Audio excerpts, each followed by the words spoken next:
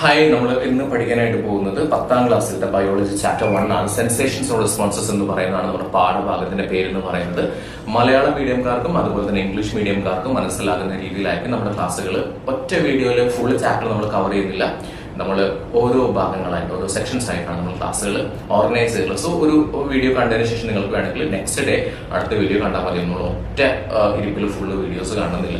അതുപോലെ തന്നെ ഞാൻ എല്ലാ വീഡിയോസും തന്നെ പ്ലേലിസ്റ്റിൽ ഓർഗനൈസ് ചെയ്ത് അറേഞ്ച് ചെയ്ത് വെച്ചിട്ടുണ്ട്. സോ നിങ്ങൾക്ക് ഓരോന്ന് കഴിഞ്ഞ് കഴിഞ്ഞാൽ ഓരോന്നായിട്ട് കാണാനായിട്ടുള്ള ഒരു ഫെസിലിറ്റി കൂടിയുണ്ട്. സോ നിങ്ങൾ ഈ ഒരു ചാനൽ ആദ്യമായിട്ടാണ് കാണുന്നതെങ്കിൽ സബ്സ്ക്രൈബ് ചെയ്യാനായിട്ട് നോക്കാം. അതുപോലെ തന്നെ നിങ്ങൾക്ക് റെഗുലർ ആയിട്ട് ക്ലാസ്സുകൾ കിട്ടാനായിട്ട് നമ്മുടെ ബ്രോഡ്കാസ്റ്റ് ലിസ്റ്റിൽ അംഗമാവാം. അതിനായിട്ട് നിങ്ങൾ ഈ ഒരു നമ്പർ സേവ് ചെയ്ത് വെക്കുക. 9746421402 എന്ന് പറയുന്ന ഒരു നമ്പർ നിങ്ങൾ സേവ് ചെയ്ത് വെക്കുക. എന്നിട്ട് ഒരു ഹായ് അയച്ചു കഴിഞ്ഞാൽ നിങ്ങൾക്ക് റെഗുലർ ആയിട്ട് ബ്രോഡ്കാസ്റ്റിൽ നിങ്ങൾ ലിസ്റ്റ് ചെയ്യുകയും ചെയ്യും. അതുപോലെ തന്നെ റെഗുലർ ആയിട്ട് അപ്ലോഡ് ചെയ്യുന്ന ക്ലാസ്സുകൾ വാട്സപ്പിൽ മെസ്സേജ് ആയിട്ട് കിട്ടുന്നതാണ്. ഓക്കെ, സോ നമ്മുടെ പാഠഭാഗം നോക്കാം. സെൻസേഷൻസ് ഓർ റെസ്പോൺസസ് എന്നുള്ളതാണ്.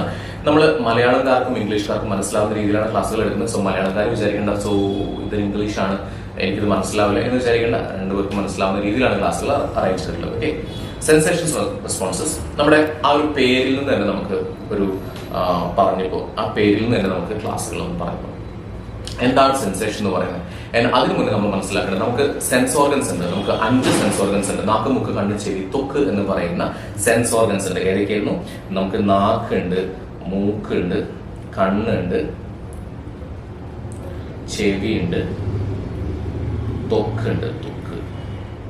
നാക്ക്, മൂക്ക്, കണ്ണ്, ചെവി, ത്വക്ക്, ഇത്രയുമാണ് നമ്മുടെ സെൻസ് ഓർഗൻസ് പറയുന്നത്. നാക്ക് എന്ന് പറഞ്ഞാൽ ടങ്ക് ആണെന്ന് നമുക്കറിയാം, മൂക്ക് എന്ന് പറഞ്ഞാൽ നോസ് ആണെന്ന് അറിയാം, കണ്ണെന്ന് പറഞ്ഞാൽ ഇയർ ആണെന്ന് അറിയാം, കണ്ണെന്ന് പറഞ്ഞാൽ ഐ ആണെന്ന് അറിയാം, ചെവി എന്ന് പറഞ്ഞാൽ ഇയർ ആണെന്ന് പറയാം, ത്വക്ക് എന്ന് പറഞ്ഞാൽ സ്കിൻ ആണെന്ന് അറിയാം. ഇത്രയുമാണ് നമ്മുടെ പഞ്ചേന്ദ്രിയങ്ങൾ എന്ന് പറയുന്നത്. 5 ഇന്ദ്രിയങ്ങളാണ് 5 സെൻസ് ഓർഗൻസ്. എന്താ പറയുക? 5 സെൻസ് ഓർഗൻസ്. അപ്പൊ അതിൽ നിന്നാണ് ഈ സെൻസേഷൻ എന്ന് പറയുന്ന വേർഡ് ഒറിജിൻ ചെയ്തിട്ടുള്ളത്. ഫോർ എക്സാമ്പിൾ, നമ്മൾ പറഞ്ഞ നാക്ക്, മൂക്ക്, കണ്ണ്, ചെവി, ത്വക്ക്, ഇതിനെയൊക്കെ ആക്ടിവേറ്റ് ചെയ്യുന്നത് എന്താണോ അതിനെയാണ് നമ്മൾ സെൻസേഷൻ എന്ന് പറയുന്നത്. സോ ഇതെന്റെ സ്കിന്നാണ്. So if I touch here I can feel it. Or if someone touch here, ആരെങ്കിലും എന്നെ ടച്ച് ചെയ്ത് കഴിഞ്ഞാലും എനിക്കത് അറിയാനായിട്ട് പറ്റും. ബിക്കോസ് അവിടെ ഒരു എന്തുണ്ടാവുന്നുണ്ട്, ഒരു സെൻസേഷൻ ഉണ്ടാവുന്നുണ്ട് എന്ന് മനസ്സിലാക്കി. ഓക്കെ, അപ്പോൾ നമ്മളൊരു സെൻസേഷൻ ഉണ്ടാവുന്ന സമയത്ത് നമുക്കൊരു സിഗ്നൽ കിട്ടുന്ന സമയത്ത് നമ്മൾ എന്ത് ചെയ്യും? റെസ്പോണ്ട് ചെയ്യും. ഫോർ എക്സാമ്പിൾ, നമ്മൾ കേൾക്കുക എന്നുള്ളത്, ഒരു പാട്ട് കേൾക്കുക എന്നുള്ളത് ഒരു സെൻസേഷൻ ആണ്. അത് കേൾക്കുന്ന സമയത്ത് നമ്മൾ റെസ്പോണ്ട് ചെയ്യും. നമ്മൾ പറയാം, ഓ നല്ല പാട്ടാണല്ലോ എന്ന് പറയാം. So it is kind of response. Okay, നമ്മൾ ഒരു ഐസ്ക്രീം കാണുന്ന സമയത്ത് നമ്മൾ വാവ് എന്ന് പറയും. അത് ഒരു റെസ്പോൺസ് ആണ്. അല്ലെങ്കിൽ നമ്മൾ ഒരാൾ വിളിക്കുന്ന സമയത്ത് എന്ന് വിളിക്കുന്ന സമയത്ത് നമ്മൾ തിരിഞ്ഞു പോകും, എന്താണെന്ന് ചോദിച്ചിട്ട് തിരിഞ്ഞു പോകും. So it is A kind of response. Okay, sensation കിട്ടുന്നു, നമ്മൾ റെസ്പോണ്ട് ചെയ്യുന്നു. ഓക്കെ, സോ മനസ്സിലായല്ലോ സെൻസേഷൻ എന്താണെന്ന് മനസ്സിലായതുപോലെ തന്നെ റെസ്പോൺസ് എന്താണെന്ന് മനസ്സിലായി. ഓക്കെ, അപ്പൊ നമുക്ക് ആ ഒരു പാഠഭാഗത്തിൽ ഇവിടെ ഒരു ബ്രെയിനിന്റെ പിക്ചർ കൊടുത്തിട്ടുണ്ട്. നമ്മുടെ ആദ്യത്തെ ആ ഒരു പേജിൽ തന്നെ ബ്രെയിനിന്റെ പിക്ചറും കാര്യങ്ങളും കൊടുത്തിട്ടുണ്ട്. സോ എന്താണ് ഇതിലൂടെ അർത്ഥമാക്കുന്നത് എന്നുള്ളത് നമ്മൾ കണ്ടിന്യൂസ് ആയിട്ട് നോക്കുമ്പോൾ മനസ്സിലാവും. സോ നമുക്കിവിടെ പിക്ചർ കാണാൻ പറ്റും. ഇവിടെ ഒരു മാവുണ്ട്, അതുപോലെ തന്നെ കുറെ കുട്ടികൾ അവിടെ കളിക്കുകയും കാര്യങ്ങളൊക്കെ ചെയ്യുന്നുണ്ട്.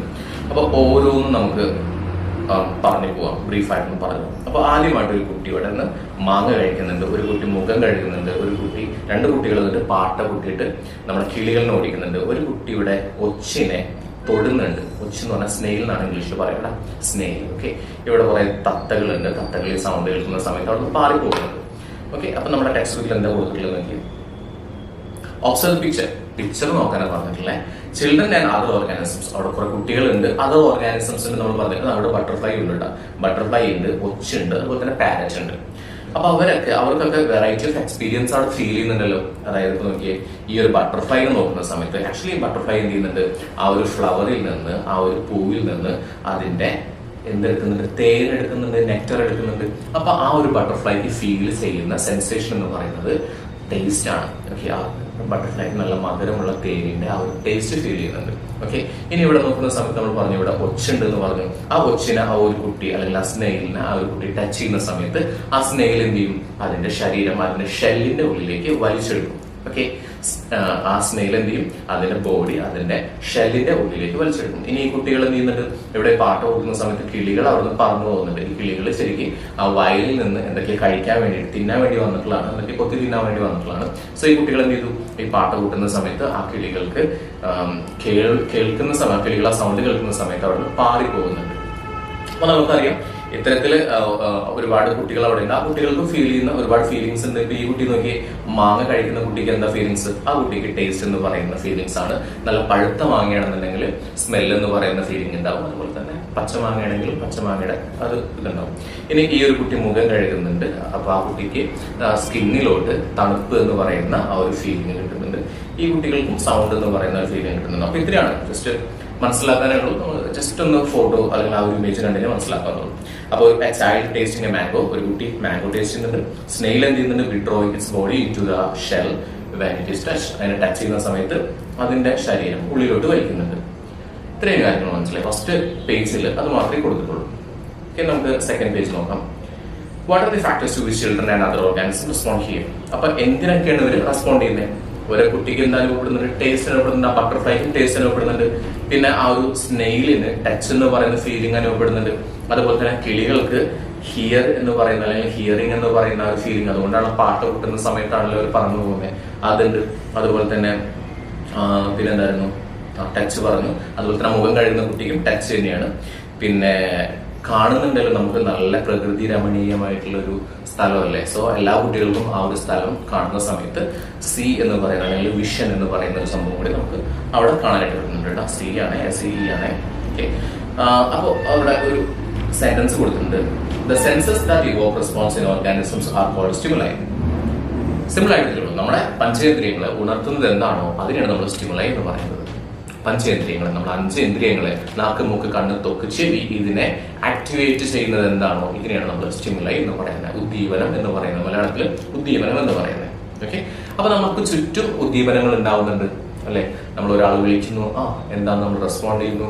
അല്ലെങ്കിൽ നമ്മളൊരു പാട്ട് കേൾക്കുന്നു, നമ്മൾ അത് ആസ്വദിക്കുന്നു, റെസ്പോൺസ്. അതുപോലെ തന്നെ നമ്മളൊരു നല്ല ഭംഗിയുള്ള ഒരു വസ്തു കാണുന്നു, സോ നമ്മളതിനെ അതിൽ അട്രാക്റ്റഡ് ആവുന്നു. ഇതൊക്കെ എന്താണ്? ഇതൊക്കെ സ്റ്റിമുലീസ് ആണെന്ന് നമുക്ക് പറയാൻ പറ്റും. അപ്പൊ കേൾക്കുക, കാണുക, ഇതൊക്കെ സ്റ്റിമുലീസ് ആണ്. അപ്പൊ നമ്മുടെ ചുറ്റുപാടും സ്റ്റിമുലീസ് ഉണ്ടാവുന്നുണ്ട്. ഫോർ എക്സാമ്പിൾ വേറെ എക്സാമ്പിൾ പറയട്ടെ. ഇപ്പൊ ഞാനൊരു ഒരു മരം ഉണ്ടെന്ന് വെച്ചാൽ, സോ ഇവിടെ ഒരു മരം ഉണ്ടെന്ന് വെച്ചാൽ, ഈ മരം ഞാൻ വെച്ചിട്ടുള്ളത് ഒരു വിൻഡോന്റെ അടുത്തായിട്ടാണ് വെച്ചിട്ടുള്ളത്. ഈ മരം കുഞ്ഞു ചെടിയാണ് വെച്ചിട്ടുള്ളത്, കുഞ്ഞൊരു പ്ലാന്റ് ആണ് വെച്ചിട്ടുള്ളത്. ഈ പ്ലാന്റ് എന്താണെന്ന് വെച്ച് കഴിഞ്ഞാല് സൂര്യപ്രകാശം എവിടെ നിന്നാണ് കൂടുതൽ കിട്ടുന്നത് ആ ദിശയിലോട്ട് ഇത് എന്ത് ചെയ്യാനായിട്ട് തുടങ്ങും? മൂവ് ചെയ്യാനായിട്ട് തുടങ്ങും. ഓക്കെ, സൂര്യപ്രകാശം ഇപ്പൊ ഞാൻ ജസ്റ്റ് ഇവിടെ നിന്ന് വരച്ച് കാണിക്കാം. ഒന്നുമില്ല, സിമ്പിൾ ആണ്. ഒരു പ്ലാന്റ് ഉണ്ടെന്ന് വിചാരിച്ചോ. ഈ പ്ലാന്റിന്റെ ദിശ എന്ന് പറയുന്നതിന്റെ മൂവ്മെന്റ് എന്ന് പറഞ്ഞാൽ സൂര്യൻ എവിടെയാണെന്നുണ്ടെങ്കിൽ ഇത് ഇങ്ങോട്ടേക്ക് ലീൻ ചെയ്യാനായിട്ട് അല്ലെങ്കിൽ അങ്ങോട്ടേക്ക് ഇങ്ങനെ ചെരിഞ്ഞു പോകാനായിട്ടുള്ള ഒരു ടെൻഡൻസി ഉണ്ടാവും. ഇറ്റ് ഈസ് ഓൾസോ എന്താണ്? ഇതൊരു സ്റ്റിമുലയുടെ ഭാഗമാണ്. ഇനി അത് മാത്രമല്ല, വേരുണ്ടെന്ന് വെച്ചോ, ഒരു മരത്തിന്റെ വേരുണ്ടെന്ന് വെച്ചോ, ആ മരത്തിന്റെ വേര് ഒരു നദി അവിടെ ഒരു സമീപം ഉണ്ടെന്നുണ്ടെങ്കിൽ, ഒരു റിവർ ഉണ്ടെന്ന് വെച്ചാൽ അതിന്റെ അടുത്ത്, അങ്ങനെയാണെങ്കിൽ ആ വെള്ളം എവിടെയാണോ അവൈലബിൾ ആയിട്ടുള്ളത് ആ വെള്ളം തേടിയിട്ട് ആ വേര് എന്ത് ചെയ്യുന്നുണ്ടാവും? ചെറുതായിട്ട് ഇങ്ങനെ മൂവ് ചെയ്യുന്നുണ്ടാവും. ഓക്കെ, അപ്പൊ ഇതൊക്കെ സ്റ്റിമുലീസിന്റെ ഭാഗമായിട്ടുണ്ടാകുന്ന റെസ്പോൺസസ് ആണ്.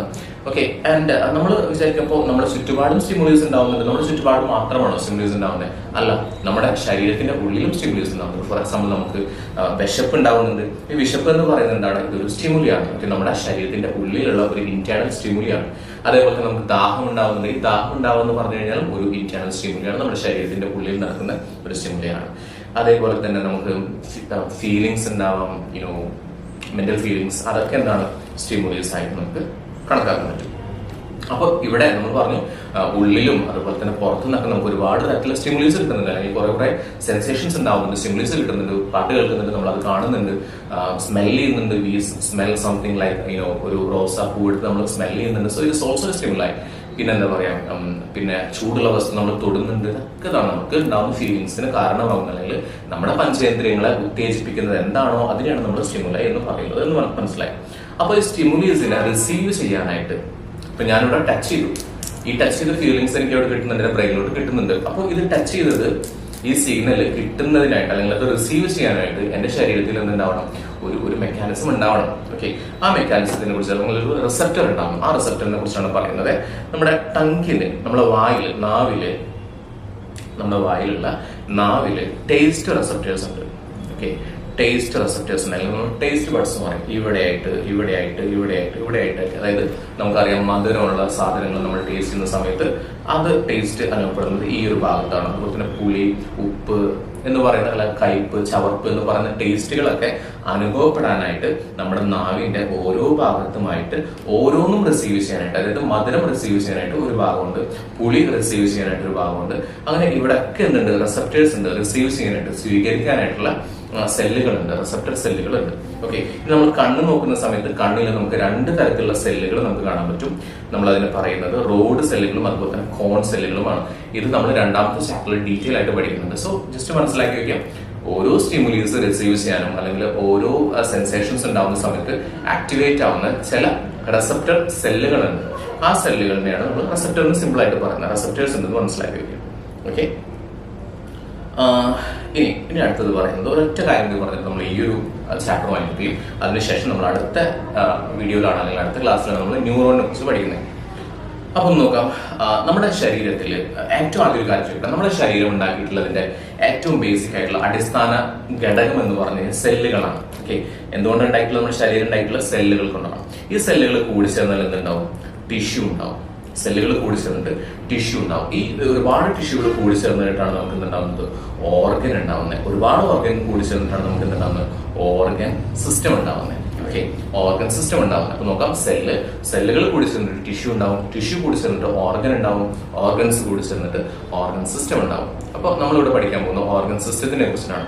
ഓർഗൻ സിസ്റ്റം എന്ന് പറയുന്ന സമയത്ത് നമുക്ക് ഒരുപാട് തരത്തിലുള്ള ഓർഗൻ സിസ്റ്റം ഉണ്ട്. ഫോർ എക്സാമ്പിൾ ഡൈജസ്റ്റീവ് സിസ്റ്റം, നമ്മൾ ദഹന വ്യവസ്ഥ എന്ന് പറയുന്നത് മൗത്തിൽ നിന്ന് സ്റ്റാർട്ട് ചെയ്ത് എയ്നസ് വരെയുള്ള ഭാഗമാണ്. Mouth, oesophagus, stomach, small intestine, large intestine, rectum, anus എന്ന് പറയുന്ന രീതിയിലാണ് ഇതിന്റെ ഒരു സ്ട്രക്ചർ വരുന്നത്. അതേപോലെ തന്നെ നമുക്ക് റെസ്പിറേറ്ററി സിസ്റ്റം ഉണ്ട്. റെസ്പിറേറ്ററി സിസ്റ്റം എന്ന് പറഞ്ഞാൽ നമ്മുടെ നോസിൽ നിന്ന് സ്റ്റാർട്ട് ചെയ്തിട്ട് നമ്മുടെ ലങ്സ് വരെയുള്ള ഭാഗത്തിനെയാണ് നമ്മൾ എന്ത് പറയുന്നത്, റെസ്പിറേറ്ററി സിസ്റ്റം അല്ലെങ്കിൽ നമ്മുടെ ശ്വസന വ്യവസ്ഥ എന്ന് മലയാളത്തിൽ പറയും. അതേപോലെ നമുക്ക് സർക്കുലേറ്ററി സിസ്റ്റം ഉണ്ട്. സർക്കുലേറ്ററി സിസ്റ്റം അതിൽ എന്താ വെച്ച് കഴിഞ്ഞാൽ നമ്മുടെ ഹാർട്ട്, അതുപോലെ തന്നെ അതിന്റെ ബ്ലഡ് വെസൽസ്, രക്തമൊഴുക, രക്തചംക്രമണം എന്നൊക്കെ പറയും. അപ്പൊ ആ ഒരു സിസ്റ്റം വരുന്നുണ്ട്. അതേപോലെ തന്നെ മറ്റൊരു സിസ്റ്റമാണ് നമ്മളിവിടെ പഠിക്കുന്നത്. ഒന്ന് നോക്കാം. There are specialized cells in the sense organs and other parts of the body and to receive stimuli. Receptor എന്താണെന്ന് നമ്മൾ പറഞ്ഞായിരുന്നു.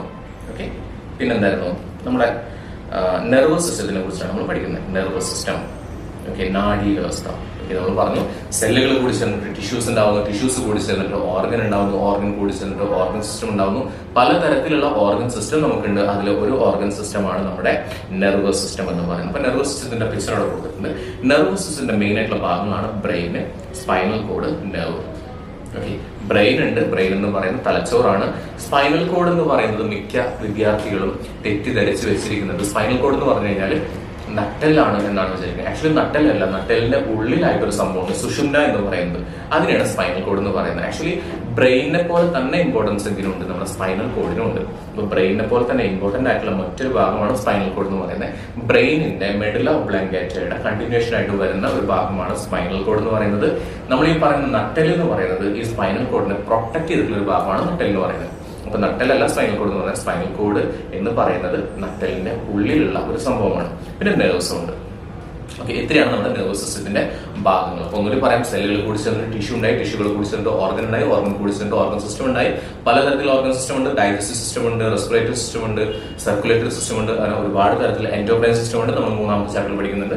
അതേപോലത്തെ ഒരു സിസ്റ്റമാണ് നമ്മുടെ നെർവസ് സിസ്റ്റം എന്ന് പറയുന്നത്. അപ്പൊ നെർവസ് സിസ്റ്റത്തിന്റെ ഭാഗങ്ങൾ എന്തൊക്കെയാണെന്ന് വെച്ചാൽ ബ്രെയിൻ ഉണ്ട്, ബ്രെയിനിന്റെ കണ്ടിന്യൂഷൻ അല്ലെങ്കിൽ മെഡുല ഒബ്ലാങ്കേറ്റന്റെ കണ്ടിന്യൂഷൻ ആയിട്ടുള്ള സ്പൈനൽ കോഡ് ഉണ്ട്. ഇനി അതിൽ നിന്ന് വരുന്ന ബ്രെയിനിൽ നിന്നും സ്പൈനൽ കോഡിൽ നിന്നും വരുന്ന നെർവ്സ് ഉണ്ട്. നമ്മളതിനെ പറയും ക്രാനിയൽ നെർവ്സും അതുപോലെ തന്നെ സ്പൈനൽ നെർവ്സും പറയുന്നുണ്ട്. അത് നമ്മൾ പഠിക്കുന്നുണ്ട്. ഓക്കെ, അപ്പൊ നെക്സ്റ്റ് ക്ലാസ്സിൽ നമ്മൾ പഠിക്കുന്നത് ന്യൂറോണിനെ കുറിച്ചിട്ടാണ്. ന്യൂറോണിന്റെ സ്ട്രക്ചറിനെ കുറിച്ചിട്ടാണ് നമ്മൾ അടുത്ത ക്ലാസ്സിൽ പഠിക്കുന്നത്. ഓക്കെ, സോ ഇത്രയും കാര്യങ്ങൾ മനസ്സിലായിരിക്കും. And if you like this video please like, share and subscribe.